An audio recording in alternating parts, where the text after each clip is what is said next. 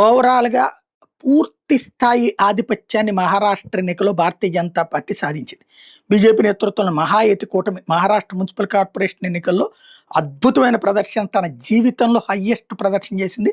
రాష్ట్రంలో మొత్తం 2869 కార్పొరేటర్ స్థానాలకు గాను 1372 గెలుచుకుంది. ఇందులో ఆసియాలోనే అత్యంత సంపన్న సంస్థ అయినటువంటి బృహన్ ముంబై మున్సిపల్ కార్పొరేషన్ అన్నది ఇక అసలు అద్భుతం అనమాట. ఇక్కడ దశాబ్దాలుగా కొనసాగుతున్నటువంటి ఠాక్రేల ఆధిపత్యానికి గండి కొట్టడం మొదటిసారి జరిగింది. బీజేపీ 89 స్థానాలు గెలుచుకుంటే మిత్రపక్షాలైనటువంటి ఏకనాథ్ షిండే నేతృత్వం శివసేన 29 స్థానాలు, ఉద్ధవ్ ఠాక్రే నేతృత్వంలోని శివసేన యూబీటీ వచ్చేటప్పటికి కేవలం 65 స్థానాలతో రెండో స్థానంలో నిలవడమే దానికి సంతోషం. శివసేన షిండే వర్గం 29 స్థానాలతో మూడో స్థానానికి చేరడం అన్నటువంటిది ఒకంత వాళ్ళకి ఊరట. ఎందుకంటే తమని దెబ్బ కొట్టినటువంటి షిండేని థర్డ్ ప్లేస్కి నెట్టేసాం, మేము 22nd ఉన్నాంలే అని 65 స్థానాలతో రెండో స్థానంలో ఉండడంతో ఆ మాత్రం సంతోషం. కానీ కార్పొరేషన్ వచ్చేటప్పటికి అటు బీజేపీ వశమైంది. రాజ్ ఠాక్రేకి చెందిన మహారాష్ట్ర నవనిర్మాణ సేవలను కేవలం 6 స్థానాలు పరిమితం కావడం ద్వారా దానికి అంత సీన్ లేదని తేలిపోయింది. కాంగ్రెస్ 24 స్థానాలు గెలుచుకుంది.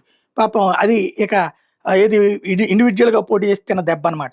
ఠాక్రేలతో పాటు మహారాష్ట్ర మున్సిపల్ కార్పొరేషన్ ఎన్నికల్లో పూణే, పింప్రి చించ్వాడ్ పోలోలో పోలింగ్ సందర్భంగా పవార్ కుటుంబం తిరిగి కలవడం అన్నటువంటి దాంతో మార్పులు జరుగుతాయి అనుకుంటే ఈ 2 మున్సిపల్ కార్పొరేషన్లు బీజేపీ గెలవడం అన్నటువంటిది అద్భుతమైనటువంటి విజయం.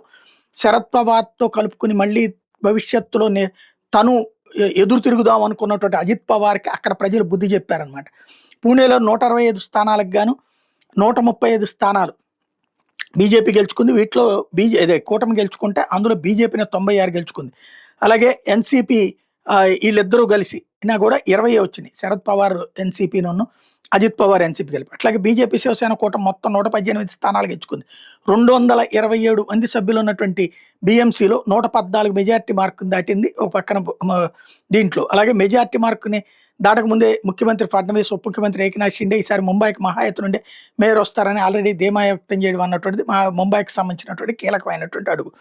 అదే సందర్భంలో పింప్రి చిండ్వాడ్లో 128 స్థానాలకు గాను 127 స్థానాల ఫలితాలు వెలువడితే వీటిలో బీజేపీ 84 గెలుచుకుంది. ఎన్సీపీ 36 స్థానాలు గెలుచుకుంది. ఎన్సీపీ ఎస్పీ అంటే శరద్ పవార్ వాళ్ళ పార్టీ కనీసం ఖాతా కూడా తెరవలేకపోవడం అన్నది దారుణమైన పరిస్థితి. శివసేన 6 స్థానాలతో మూడో స్థానం నుంచి చాలా వెనకబడిపోయింది. పరిమిత ఓట్ బ్యాంక్ కలిగిన మజ్లిస్ పార్టీ కూడా ఎన్నికల్లో ఇంచుమించు 94 సీట్లు గెలుచుకోగలిగింది. టోటల్గా 114 అని చెప్పుకొచ్చాడు ఓవైసీ.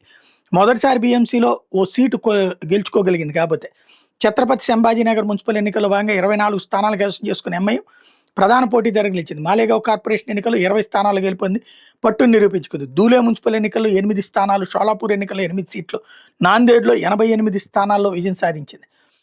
8 స్థానాలు, దానిలో 5, అమరావతిలో 6 స్థానాలు ఎంఐఎం పార్టీ కైవసం చేసుకుంది.